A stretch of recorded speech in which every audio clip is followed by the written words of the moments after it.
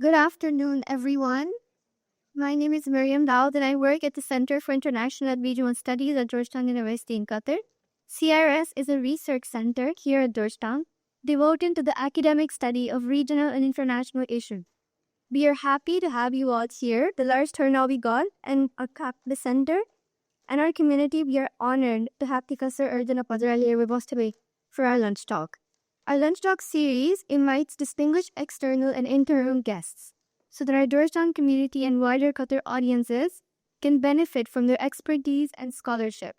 Today's lunch talk is in collaboration with the Indian Ocean Studies Group and our beloved Professor Ruqayya Bushar. Now I will hand it over to you. Thank you so much, Mariam. First of all, thank you so much, everybody, for finding time from the very busy schedules. I am very appreciating, for, first of all, of course, to Professor Arjun Appadurai, who I will introduce shortly, but I would also like to express my gratitude for CIRS, and the teams Zahra, Sunzi, Mista, Sablin, and Mariam Daoud. And I wouldn't have been able to organize this hasn't it been for CIRS support. So thank you so much. Also, a big thanks to our Northwestern colleagues, Zadwe and Samuel, and my other colleagues, Nadia, Natullahi, Sarah, and Zayak. Everyone, everybody. So it is my tremendous honor to introduce Professor Arjun Appadurai, who is an emeritus professor of media, culture, and communication at New York University and visiting professor at Humboldt University at Berlin. Professor Appadurai is a globally respected anthropologist of globalization, media, and migration, and is the author of about 20 books and 150 articles. He was born in Mumbai, India, and spent 5 decades as a student and professor in the United States before moving to Germany. He is a leading scholar of globalization, modernity, and cultural theory, whose work has shaped how we think about the movement of people, objects, images, and ideas across borders. Professor Appadurai's writing on disjuncture, imagination, and global mediascapes have provided foundational language for understanding cultural flows, which he will talk about, and their relationship to power and modern life. Influential applications include modernity at large, cultural dimensions of globalization, the social life of race, commodities in cultural perspective, fear of small numbers, an essay on the geography of anger, and backing unawares the failure of language in the age of derivative finance. I also want to mention Professor Appadurai. This is not brand new, but it continues to be leading. It continues to shape our ideas just like the thing itself has. The future as a cultural fact. And this is the really, I think, is an opportunity to talk about the future. What is it? We'll talk about capacity versus capability. You talked about possibility versus probability. So I think as much as we cite and work and try to understand the thing itself, we go back to the diacritics as we look at it, of cultural flows. So Professor Appadurai is going to speak for 35 to 40 minutes. And then we will open it to Q&A. Professor Appadurai is also available to talk to you with great interest, as he has shown already. So thank you so much.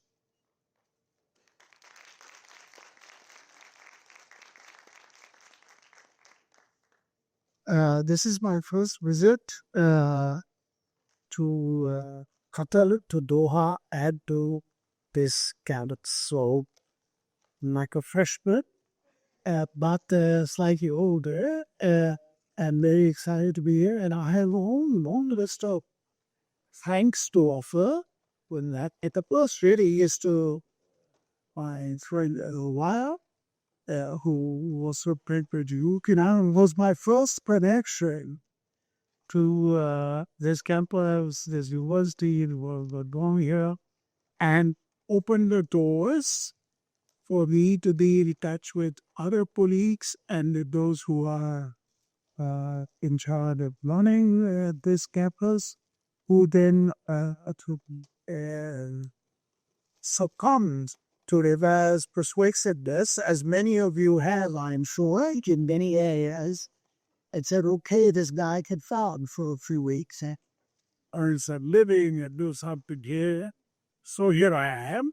And many of you in the room know that I'm ready for conversations, for assistance, for support on the administrative side of our travel and many other things, operations, things that would be in a car to be for a short visit on my own. So I extremely grateful. I also had some wonderful, even in my short now, less than a week here, uh, had some great conversations with colleagues, faculty members, scholars here, some in progress, some going to happen, some already begun. So I do feel welcome and welcomed. And also, I have to say, though I've traveled a bit in my long career, uh, it's always a revelation to be in another place that you have not been to before. And there are many ways I have to say that being uh, in the Gulf, in Qatar, and in the Arabic speaking world, although full of other languages or just and so on, really is truly has some important differences.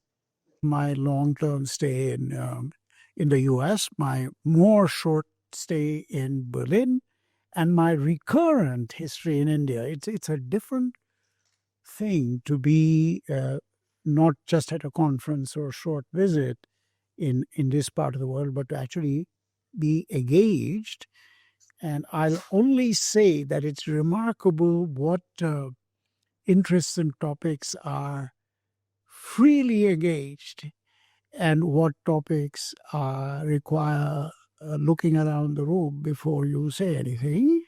In Berlin, you won't be surprised, but in much of the US. So, and there's one big one, which is not my topic today, but there are others where I'm reminded that there's a lot of filtering, screening, etc., even in apparently totally free open societies. And therefore, the question only is, where is the filter? Where is the blockage? Where is the plumbing problem? But nobody can say, oh, wonderful, we are, able to say and do anything, teach anything, read anything. That day is globally gone. So I'm happy to be in a place where, of course, there are things that are more easy to discuss, things that are harder to discuss, but it's a different set of priorities, claims, views, and so on. So my gratitude is again there for that chance as an anthropologist to again shift the lens and say, if you are here, what does not only here look like, but what does the world look like? Because it's easy. And we were just talking a minute ago about a project I had in Chicago, which was called, I was reminded by Sarah, Regional Worlds. And the simple idea long time ago was that every region has a world. It's not only a region and we have the world. So what is your Qatari view? What is your Doha view? But what is the Qatari view of the world?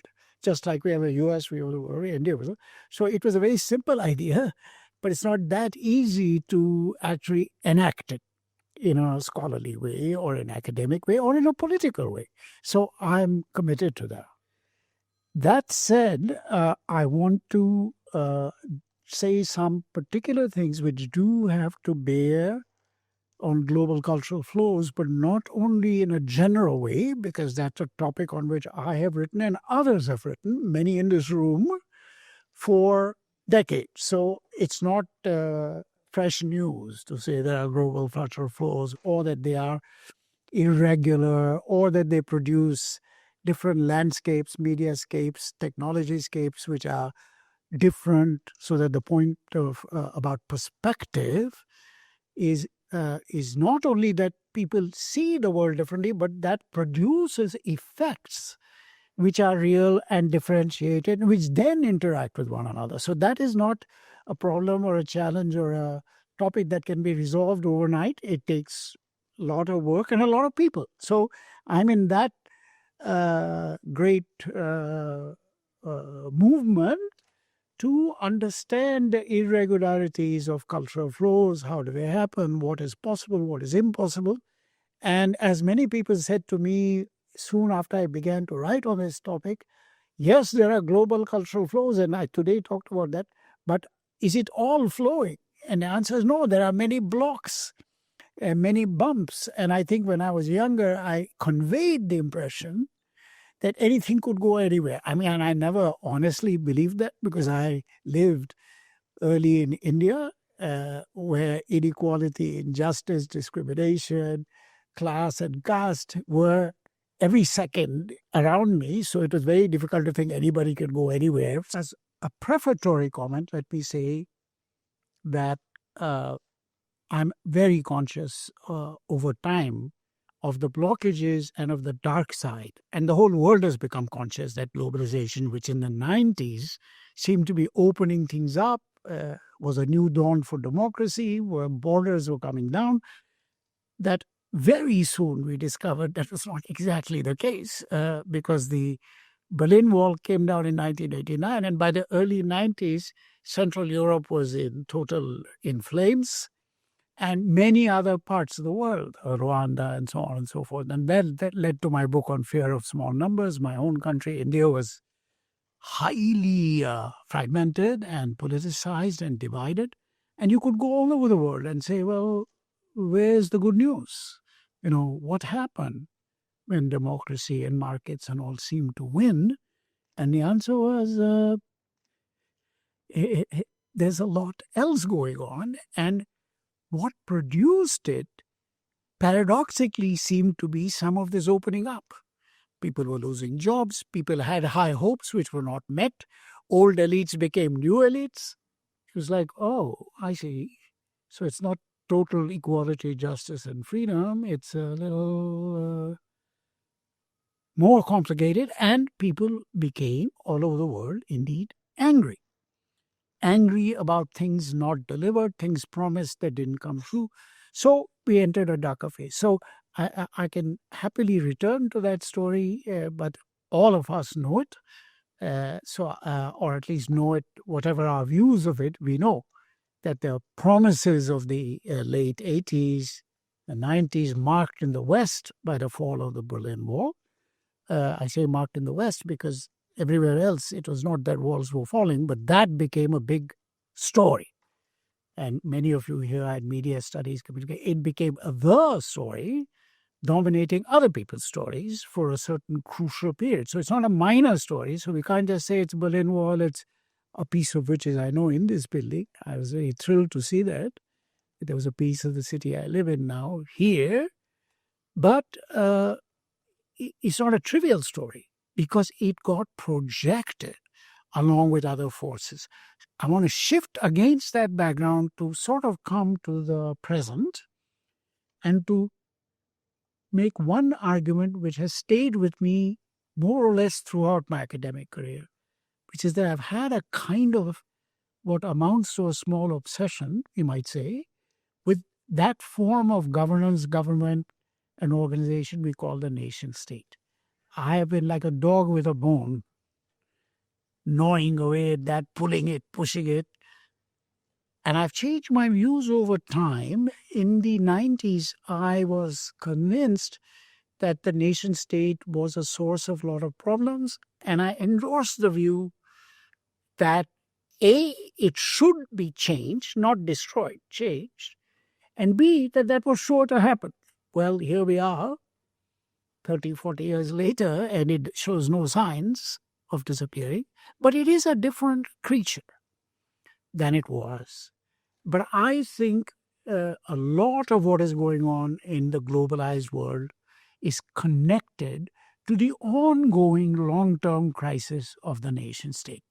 And again, there is a huge literature on this, certainly in political science, in IR, but also in sociology, anthropology, really economics, and many humanistic fields. So it's hardly, again, a new subject, but I want to present in a very bald way, which will look highly simplified, my evolving view of that crisis.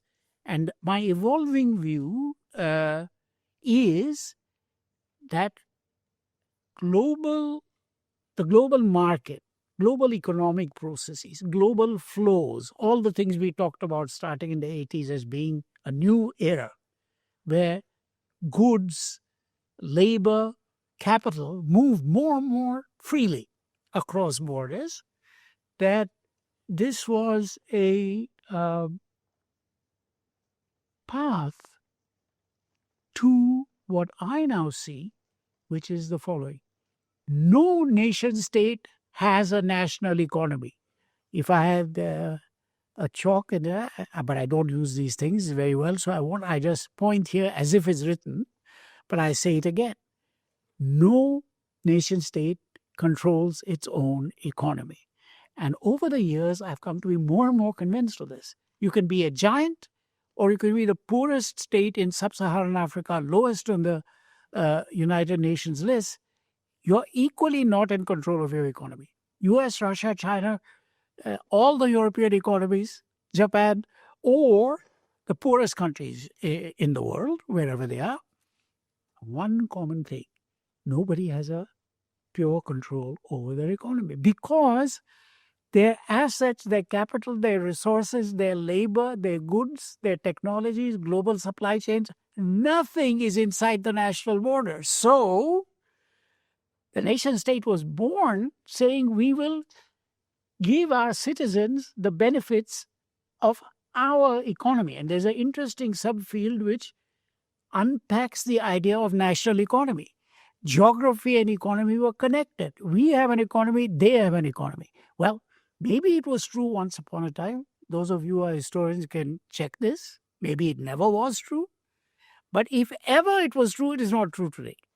Everybody is fully at the mercy of a global market, including Trump and the USA, including Putin and Russia. The list goes on. Everybody's wealth is all over the place, and often their technologies, their tools, their assets, their labor. What else is left? But that's from everywhere. How can you say our national economy is worth this?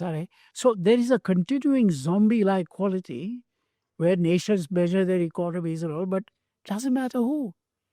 There's something of a fiction there. Now, if you think the nation state was built on delivering something like a national economy and its benefits to its citizens, wherever they are, but that economy, like the horse, is out of the barn. It's everywhere. What can the state claim? Any state, any nation state. My simplified argument is maybe many things, but mainly it can provide cultural sovereignty. We allow this, we permit that, we let this flourish, we let that flourish, we have these customs, we control this, we control that. Everything that we call cultural. And I don't mean by that only symbolic elements, meaning, language, this, that, but a more capacious sense of culture as identity, as difference. That is the place, in my view, what is keeping all nation states going is that business. We are different. Here is our sovereignty. We won't allow this. We won't permit that, because that's in your control. So this has a kind of simple-minded quality about it, but it is a kind of hydraulic theory. As you lose any sense of national economy, what's left? The idea of the folk, the idea of boundaries, the idea this is authentic, that is this, that is that. Basically, the folk idea, which is always a troubling idea, whether it's in the US, whether it's in Russia, China, the idea that there's something special about us. That's a cultural idea. And when that becomes your main reason for existing as a state, and I say this generally, show me a state where that's not true, and I'll modify. I'll say, oh, well, there's a state that actually has a national economy, really does that first, and the rest comes out of that. It's now entirely the reverse. So first you draw boundaries around your culture, then you do something about economics, then you do. So that to me is the heart today, which is continuous with the crisis of the nation state, at least starting with the high globalization of the 90s. But those of you, again, who study longer term history may say the nation state always had that problem. From the day the Treaty of Westphalia was signed, the leaks were already in place. So on the one hand, like a boat, the boat is being built. On the other hand, the water is flowing out from the bottom. That was always true. Maybe. I'm not qualified to judge, but I can certainly say in the last 30 or 40 years, that claim that the nation state has economic sovereignty is not tenable. So it has to go somewhere else. And in my view, it goes to cultural things: identity, blood, image, brand, whatever you want to call that huge cultural sphere. With that as background, I want to spend my remaining time, maybe 15 minutes, maybe less, on a more specific theme against this backdrop, very general backdrop of where do I think things are today, what is the crisis of the nation state, how does it relate to global flows, which are still going on. We know that.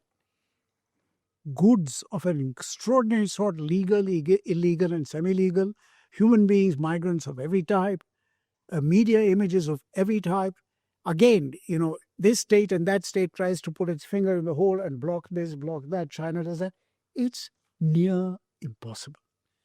Europe is constantly trying to regulate Google and this one and that one, and they regulate this door and they're coming in from that door. So any European policymaker who denies this is not being totally candid. It's extremely hard, and that's the nature of modern media infrastructure and capacity.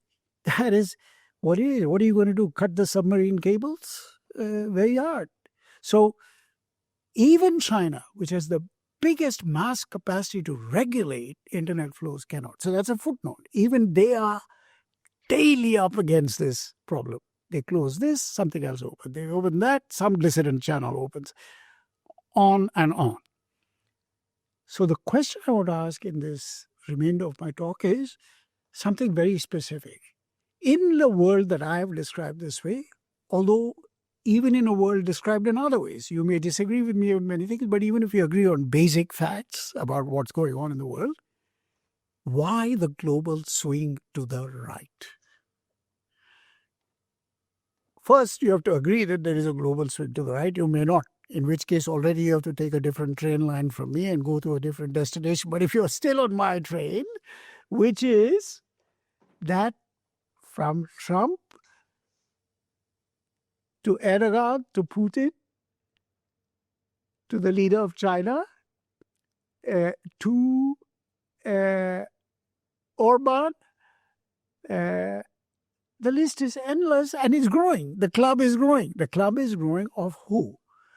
Since I'm an anthropologist, I'm also always attuned to difference. Well, Erdogan is not exactly like Orban and Orban is not exactly like Putin. True. But we have to recognize that they overall have managed to capture popular public imagination, that they are actually very often elected anti-democrats. That is, they don't particularly like democracy and their followers don't, but they express that in elections. Vote in a man who doesn't actually like elections. So we have a little paradox in many parts of the world, including India. And in other places, even the pretense is dropped. So Who needs elections, really?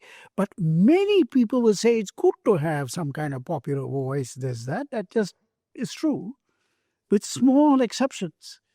For example, Myanmar, where the generals are not so bothered about looking democratic, etc., but it's a very small group.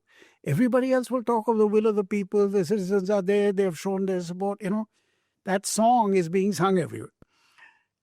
But the key point is these people, these leaders of whom there are minimum 15, and then you can add the leader of Argentina, you can add, any number of people in the Middle East who are not, deep constitutional lovers of democratic ideals, especially of the Western European liberal variety. They are off that bus. They may have any other values, but the beauty is many people in the West are off the Western bus. So forget everybody else. They've always had differences. But in the US, in France, in Italy, everybody's saying, this liberal democratic stuff. So I have written an essay some years ago when Trump first came to power called Democracy Fatigue. People are saying, I'm tired of this. What are they tired of? They're tired of promises, slow delivery, and all the things we are most proud of.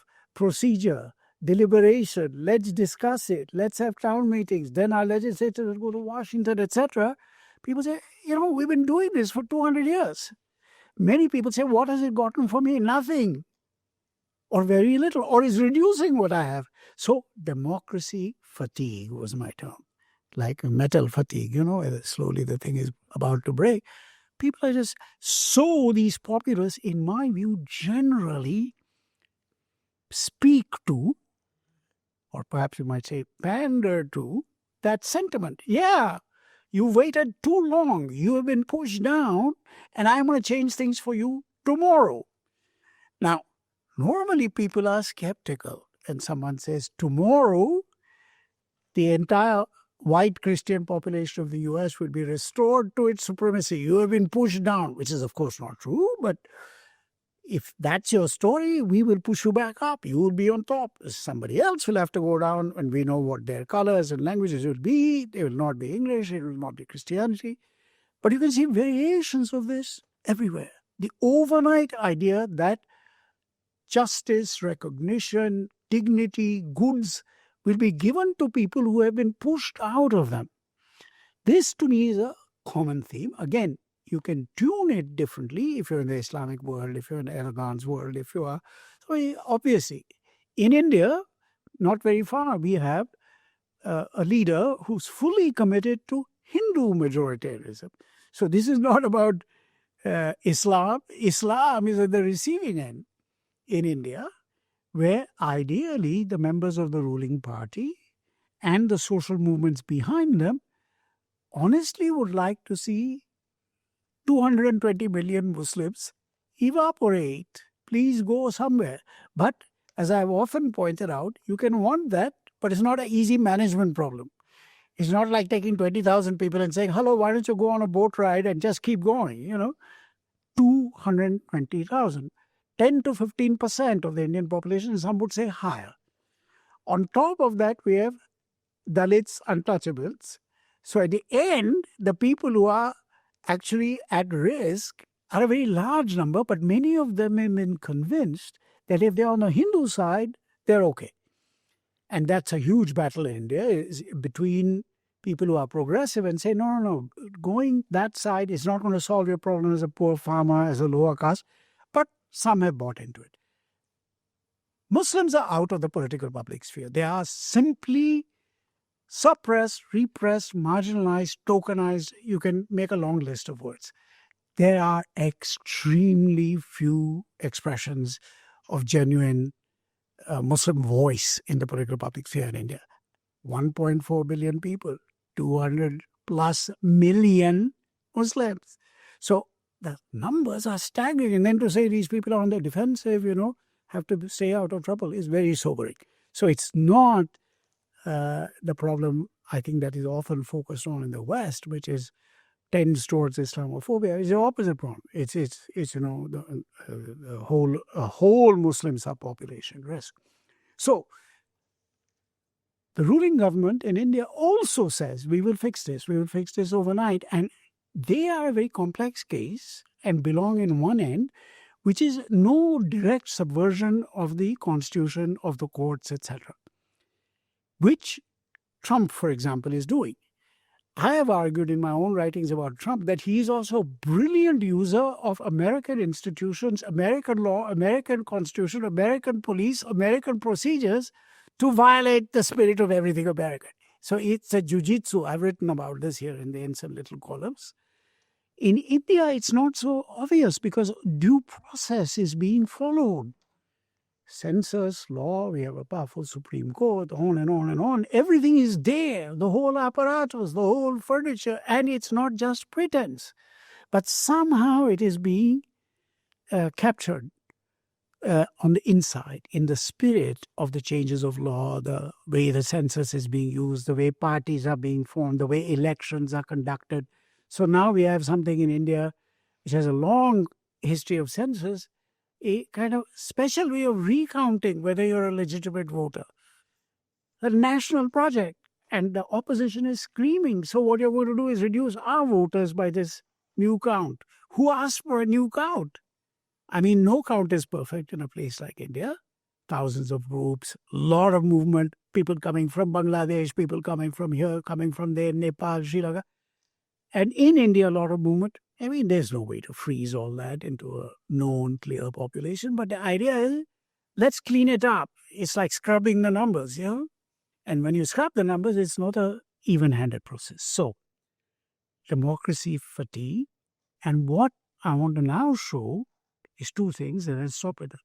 That the kind of global spread of authoritarian populism, which promises results tomorrow, says, who needs all this, deliberation, due process, and let's get what we want. And the we is always defined.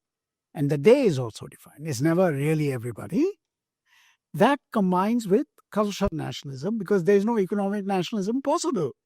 Everybody has to say they are a great global power. They're going to do this. They're going to do that. Tariffs, we will do this. It's all global talk, economic. But cultural nationalism is always there.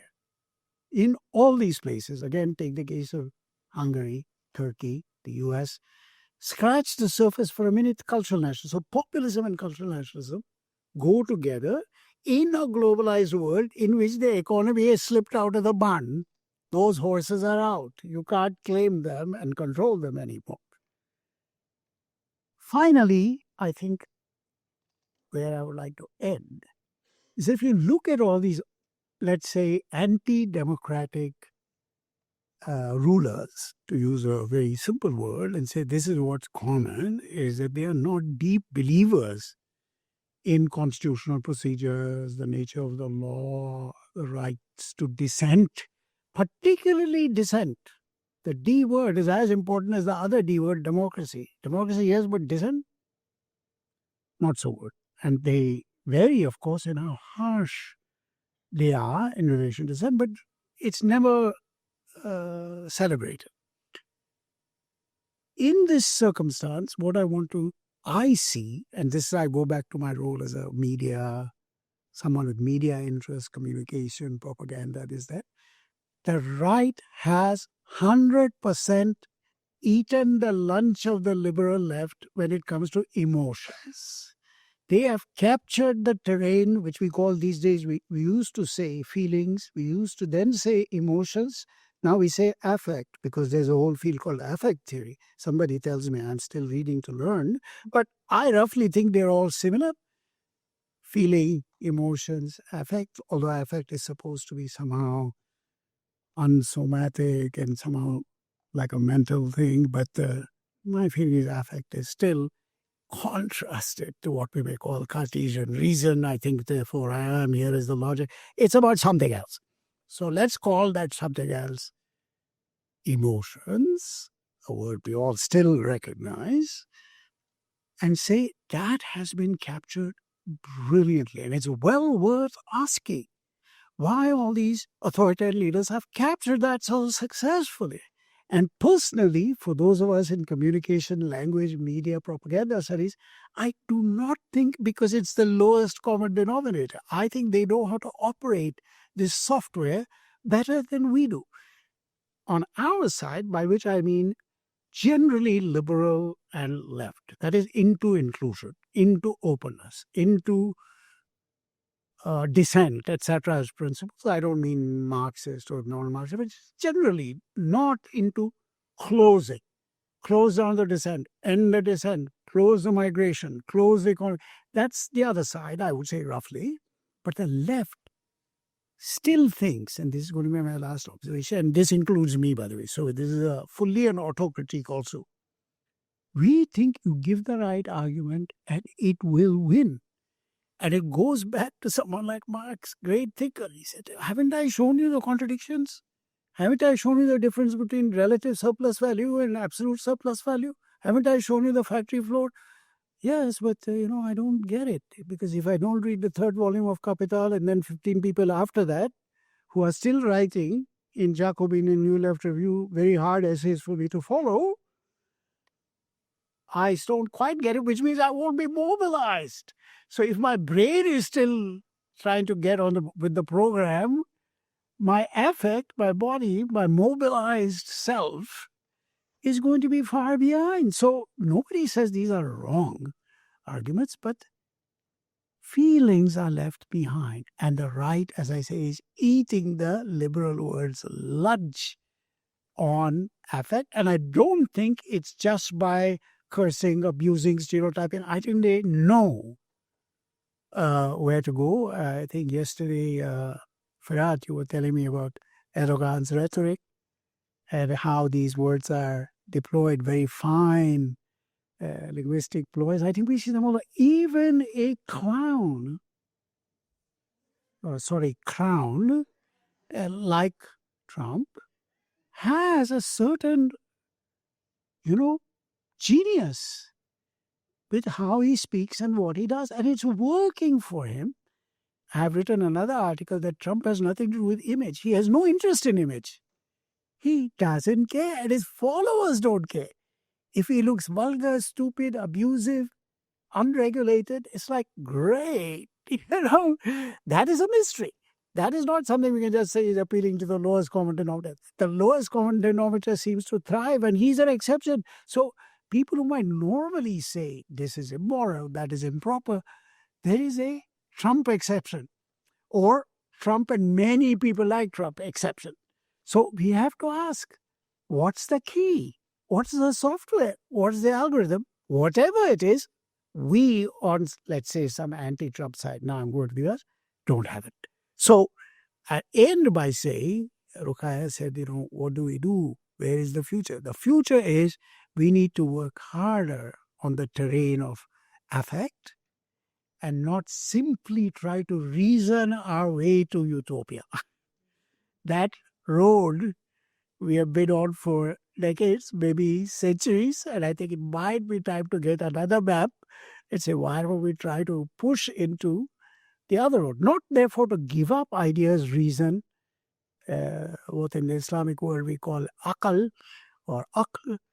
That is not, you don't give up, but you recognize there's something else in human beings. So on that note, I stop. Narrator.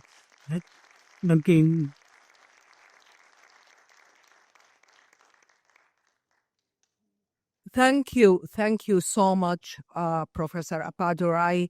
We have multiple conversations, so I want to save the time and cede my time to questions. If you can introduce yourself, of course, and ask a question, and then Fahad. Who else? If we can, do you prefer to take a bunch of questions? I think so, because we want to get things on the table and I can just respond where I can, but I want to hear. All right. Okay, so Professor Bromberg, Daniel, please. This is a fantastic presentation. I was thinking as I was listening to your talk, I teach a course on political polarization here, and we spend a lot of time talking about affective polarization. It is a mysterious term, right? And I thought about your lecture. Thank you very much. I thought about your lecture on affective surplus that you gave about a year ago, I believe. Yes. Which elements of which cross into this talk in very interesting ways. And it seemed to me, and this is to answer your final question, how to recapture the kind of open liberal sort of spirit. What we have in the United States from Trump and his followers is not so much a cultural language or rediscovery of what it means to be American, because who knows what that is, but a rejection of the other side and a total narcissism, which is based on projecting your own rage at the other side and negating it. And Trump understands that, and he's the ultimate narcissist. Look what he just did to the White House, right? So he gets it, and he mirrors it, and that's sort of the rage is transmitted to the other side, and that's enough to create some idea of a collective nation, whatever that is. So to me, the question is, how do you respond to that aspect of affective polarization? Because it's really not about policy. It's not about policy choices. It's about the negation of and the hatred that you just project to the other side. And it's individual and it's collectively narcissistic. So I'm wondering, and I have to say, I read a piece by E.J. Dionne in the Washington Post today that really reminded me of this. And the students are talking a lot about Mamdani's election. It seems to me that E.J. Dionne got it right in the Post today. He said, it's not about socialism. It's about empathy. It's about the projection and capacity to show actual empathy, because we know that the hard right in the United States rejects empathy as part of their basic credo. And what does Mamdani do? He gets up there and he's about as socialist as FDR was. Okay, I mean, to me, it's not socialism. But what he does do, and what many of the candidates who won from the Democratic side, is they're redefining an emotion that we've lost. So that's just what I want to put out there. How do we sort of redefine this concept of empathy, which is the opposite of the narcissism we're getting from the hard right value? Well, thank you, Danny. Yes, Fahad Bishara, please introduce yourself. Hi, Arjun. We just met. I'm Fahad Bishara. Thank you for a terrific talk and for your invocation of so many D words. I wanted to throw an E word into the mix: empire, and how we might think of empire in the age of the nation state. This rise of right-wing populism is nothing new in the sense of that these globalizing impulses, empire, have always been sort of counterbalanced by localizing discourses, racism, stratification, all of these things. And in the age of the nation state, there are still imperial formations, as you know. And there are the global flows that so rattle the cages of right-wing populists are not free-flowing as such. They're directed by all sorts of vehicles, some within the container of the nation, some directed by the nation state, some directed by other vehicles, multinationals, other things of that sort. So is empire the continuous variable or continuous presence here? Thank you. Wonderful. So I will take the last question now from Leo, and then we'll take another round. Yeah, thank you, Professor. I'm a student here. So my question is regarding the role of media in politics. That we have seen from the start of liberal democracy that there is sort of the discussion and debate on whether democracy and freedom could coexist. And we have seen in the globalization era that basically the echo chamber of social media have kind of strengthened the rights, their power to show that their propagandas and their narratives can get to more people. And the basic dilemma of the coexistence of democracy and liberty and freedom have shown today. That we have seen countries, for example, like Singapore, China, the Gulf, which are deeply authoritarian based on like whatever index you're looking at from like Washington. And those countries are very liberal in mobility, in the sense of trade, in the sense of doing commerce and going according with the international legal systems. But on the contrary, you have countries like the United States, like a lot of liberal democracies, like Israel, which is still a liberal democracy, that is not functioning on the basis of the principle of freedom of human rights. So what do you think of this deeply embedded problem within our social media, within the liberal democratic system and within our global discourse today? Thank you. Thank you, Leo. Okay. Maybe some very quick responses. These are all big questions, and my bite size is getting smaller. So I will take a bite from here, a bite from there, a bite from there. But I recognize the questions. I start with yours and then make my way back to Dan's. A wonderful question, but it has two parts in it. One is the social media part. The other is the national contradiction between a certain kind of freedom and a certain kind of repression. Singapore is a great case. China is a tough case because it's so big, so you have to keep thinking, what are all the middle levels? How do they communicate from the top level of the party to every guy, on the outer edge of it's a mysterious, in that sense, challenging case. Singapore, because it's more confined, you can really see a lot of things more clearly. And the difference, as you say, with the USA, with a kind of inversion of that freedom, democracy, liberty, is one thing. But the social media thing, let me just pick on that. The national difference, I think, is a big subject. I'll leave it for the moment, between different polities and those values, and which they take and which they don't take. But social media, I was saying this to my little class on global cultural flows, and on another class on cultural differences and bridging them, that the thing about social media which fascinates me is any more than one person, if you have two, you can have a party. So it's not so much that social media lets you get millions of people. You only need your dad, your mom, your uncle, and a neighbor, and suddenly you're a movement, the white movement, this movement, that movement. Anybody can be a movement, which is why, of course, we have huge outbreaks of cancellation of this, of that, based on something here, something there. Now, sometimes they are large numbers, but the large numbers may take a long time to come. The politics begins with 3 people. It's like high school. Somebody takes a video and posts something. Basically, social media, Instagram, Facebook, and I don't mean all digital media or anything. Social media thrives on small numbers which look big. And even when you get YouTubers, as my 11-year-old son tells me, who have 1 billion followers, I'm always somewhat suspicious. Who did the counting? Who is saying that? But let's say it's true, but it's going to be changed tomorrow. That billion, suddenly some game, Roblox collapses, that a guy with 1 billion followers becomes 10 followers, and so on. So it's very volatile, but it creates and unleashes a capacity for the formation of politics on the basis of small numbers of intense opinions. Behind that is a big challenge for all of us who are in communication studies. Why is good news so hard to circulate?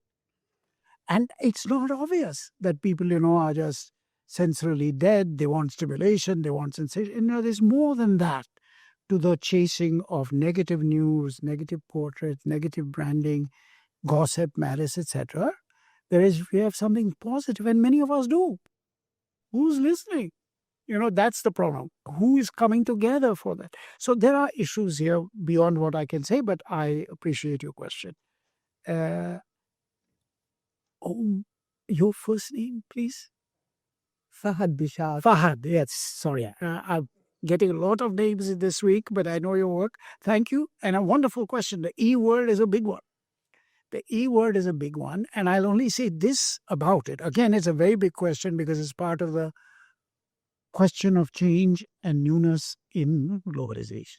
Again, I'm talking to some of my students about this. There has been migration since Neolithic man, maybe even before.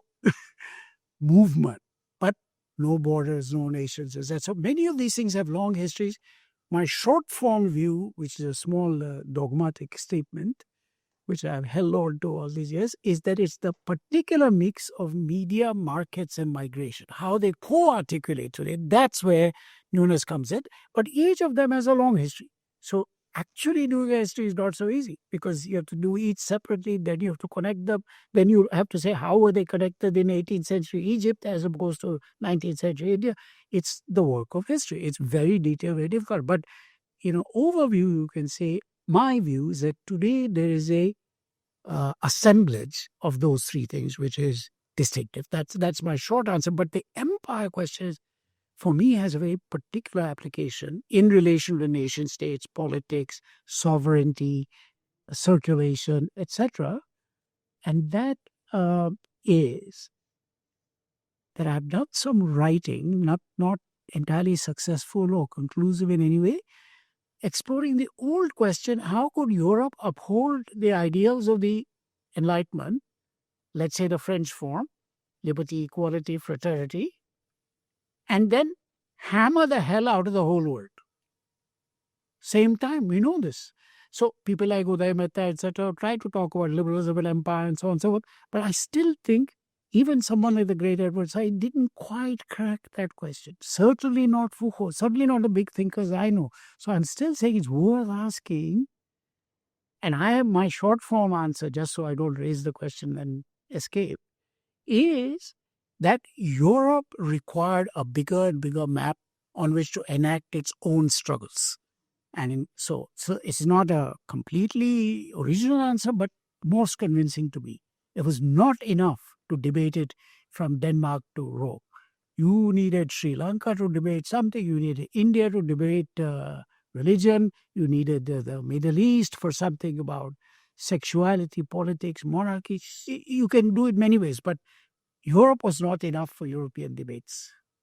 Empire, which has many other logics, maritime, military, this, that, had the great virtue of allowing a world canvas theater for European contradictions. So I always like to say to people, which contradiction from Sri Lanka was enacted in Manchester? Very few, not zero. But that's my direction of thinking on the empire, liberalism, complex. But it's a very particular question. It's not got the breadth of your question. Finally, Dan, your also excellent question is more than I can fully engage, but I fully am sympathetic to the fact that, say, Mamdani has a huge empathy capital that and he does it naturally. It's not like somebody coached him and said, you know what, look sympathetic, because you can't really do that. You have to somehow be that. And he's managed, I think, to actually change the chemistry between reasoning, housing, zoning, affordability, which look like, really all you need is a popcorn and you go to sleep. Who's ready for a big debate on zoning to keep them awake? But he's infused that with what you're talking about. So I think he's worth watching, and maybe there are other people. I think AOC, for example, in her best speeches, does that. Cortez, she brings the two together. Even the venerable Bernie, my age mate, at his best, he fuses them. But we know Mamdani, the unicorn, is doing that at a different level with greater success. So I'm with you that minus that compassion and empathy play, and without it being insincere and manipulative, there will be no victory for the liberal world. There will be no pushback. So I'm with you, but lots to discuss about the how, the when, the where. But I'm totally with you. Yeah, let's take two then. And Sarah and Ian. Thank you so much, Professor Appadurai. It's so good to see you after so many years. I really like your argument that an effective strategy of resistance to authoritarianism should harness emotion, affect. I guess my question is about power. While you were speaking, I was thinking a lot about the encampments on the university campuses during the genocide on Gaza. And I was at the University of Southern California at an encampment for many days. And I would say that those places those sites really did use affect. They were resonant with emotion. There were poetry readings, there were yoga sessions there. And yet the response to that was send in the thugs, send in the LAPD, crack down on them and stop them from further expressing their emotions, which of course were tied to a political cause. But I guess I would love for you to offer a little bit more on like how then, even in the context of a strategy that is highly resonant with emotion, and the response to that is highly disciplinary and punitive.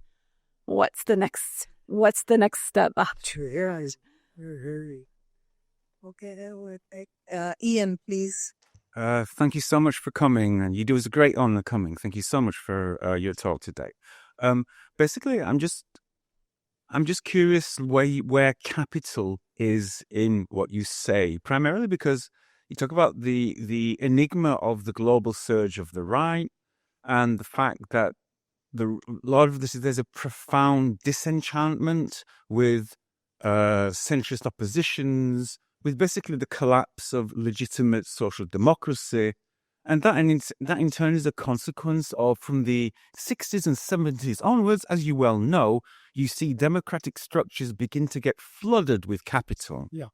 And the overtaking of all kinds of democratic structures by business interests, which compromises them, which gives them such a terrible reputation that by the time we get to, certainly in Western countries, to the late 90s, people are just laughing at governments.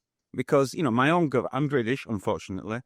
My own government, right, is just riddled with lobby. You even need a lobbyist to lobby on behalf of people now, because all the main political decisions are taken on behalf of business. So where does capital lie in what you've said? Thank you. Should I respond, or is someone else? Yeah, I think there is just one quick question, if you can introduce yourself. Hello, welcome to Doha. My name is Reen. I have a quick question. I'm very curious to hear your thoughts about what's happening in the global south, like countries like Bangladesh, Sri Lanka, also like in Africa, countries like Madagascar, we've seen, and Indonesia as well. We've seen the rise of the authoritarian right, as you mentioned, but we're also seeing these global movements. And I spent my formative years on Facebook and Twitter during the Arab Spring, and now I'm very cynical about what media studies has to offer about predicting the future about our region. So I'm kind of curious, what's your thoughts on what's happening in those places and those So countries? you're thinking primarily of the African subcontinent, but also other neighboring places. Yeah, like That's the Bangladesh elected some of their parliament, temporary transition government on Discord and things like that. Those are kind of interesting things that we're seeing in media studies, but also not so different than what we saw during the Arab Spring. But yeah. So maybe I start with that and work to the other questions to say that Ian's also. I guess so far as I follow what you're saying, it's a little bit big in its scope, but I do think that there is always something to be harvested from failures, or things that look like this, like a spring, and then dissolve. I think every failure marks a new historical moment. So how it can be studied, how it can be learned from, could not be the same as a failure, 30 years before.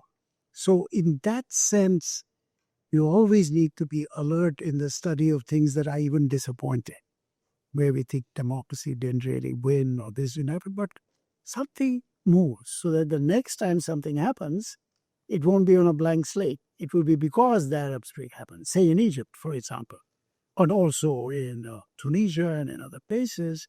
The fact that something happened big opens the aspirational horizons. And they never shut again like the eyes 100%.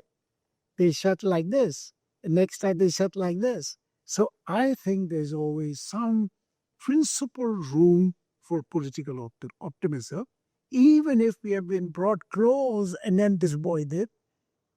The second failure and the third failure are not the same as the first failure. So that's my sort of broad answer to your question. There are many other parts to it that have to do with popular movements and whether there is any real way to resist, which in a way connects to Sarah's question, that is, are we always blowing in the wind against the massive powers of, let's call it power, the powers of power and the powers of capital, which are often closely together. So maybe just quickly address those two things. Again, Ian, as you were saying, the question of capital is, of course, large. It's a big C word, but also has many small C's in it. But the big C word is something that does interest me. And I have a line on it, which is not perfect, not free of debate or discussion, which is that we look closely at financialization, not capital as a whole, not capital from the 19th century, but finance capital. So my late colleague David Graeber stops his book on debt in 1970. My feeling is that's when global financialization really began. So what can we take? The first 5,000 years are fascinating, but what can I do with them? In Britain, which is the finance, London is the finance capital. Basically, London has nothing else. It's a bunch of expensive buildings with people moving money around. That's London, and now it's 2/3 of England, as you know. The London real estate market, the London this, the London that. But it's not because London has factories. It's not Manchester in the old days. It's money moving on a world scale. That's London. So finance capital, and I'll just say one more word about that. So what? As Graeber said, there have always been bankers. Bankers always screw us, etc. My answer is because it has made risk a positive place to put investment. And usually those markets, small number of people keep the upside of risk and a large number of people bear the downside. So I have a book, this Banking on Words, about derivatives on that, which sounds like a total waste of time or some kind of obscure anthropological rant. But it's actually saying that once risk becomes a monetary thing on which will be made profit, future values, future unknown values, that's a Copernican revolution in relation to what Marx or other brilliant people could anticipate. So I'll just leave it like that, that today I didn't say anything about what actually the dark horse behind all this for me is global finance. Where do you put the money? Where do you take the money and run? How do you invest it in? And the global market, you probably know this, in derivatives. I've said this to my class and all this. But all sorts of SOVA accounts, 3 to 4 times the value of global GDP. This is paper. I sell you this, we agree, future value this, that. It's, as they say, paper, but it's all too real. And it's 3 to 4 times global GDP. Like, wow, we should understand that. So that's kind of my starting point. Finally, sir, the power of power. It's a lifelong quest for me. Since I'm an anthropologist, since I lead towards, the cultural factor as in the end, or is how to say, the last instance, that it's the difference that makes the difference. The power question is very real, and I would say 2 things. One is the people who destroyed the campus, and now it's so Columbia, it's so everywhere, either university police or university police with the city police behind them or the National Guard, whoever, some kind of police force, they are, in my view, also a bundle of affects with a huge army behind it. So I remember my old teacher Ramanujan used to say, a language is a dialect with an army. So this is affect up and down, but the one affect with a call from Trump can have 10,000 people behind it. But the poor people in encampment, what's the size of that army? First of all, it's not an army. It's also almost always not violence, etc., etc. So what you have is this asymmetry. But the thing is, the people on that side, although we don't know in case by case, but overall their vector is powered by anger, rage, resentment, all those things. Though there may be others, like now with Trump's calls to the troops in LA, you were like, what are we doing here? And we're not within capital. I don't think. So my triple answer is power is important, but power is important because of what it mobilizes and the scale. So if you have 100 people on a campus who think this way or that way, it is very tough in a society in which the power has been so massively centralized. So it is a question of how, and I would say in a case like India, on the other hand, in the study of caste, which I'm very interested in, why don't people rise up? Transparently humiliating system. It's because if everyone doesn't rise up once, you're finished. If it's just you in your village doing something, you're gone. So similarly with the encampers, how to network, how to massify. This is everybody's problem. I hardly want to tell people in a country in which unionizing is very tough.